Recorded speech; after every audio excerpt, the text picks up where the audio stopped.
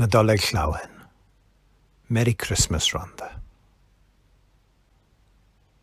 Years and years ago, when I was a boy, when there were wolves in Wales, and birds the colour of red flannel petticoats whisked past the harp-shaped hills, when we sang and wallowed all night and day in caves that smelt like Sunday afternoons in damp front farmhouse parlours, and we chased, with the jawbones of deacons, the English and the bears.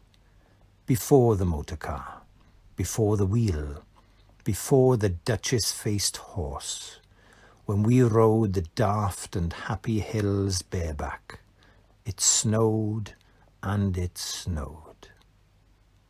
But here a small boy says, "It snowed last year too. I made a snowman, and my brother knocked it down, and I knocked my brother down, and then we had tea." But that was not the same snow, I say. Our snow was not only shaken from whitewash buckets down the sky, it came shawling out of the ground and swam and drifted out of the arms and hands and bodies of the trees.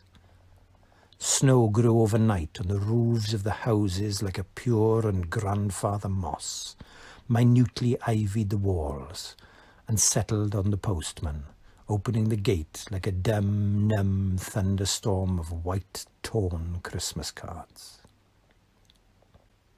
Always on Christmas night there was music. An uncle played the fiddle, a cousin sang Cherry Ripe, and another uncle sang Drake's Drum. It was very warm in the little house.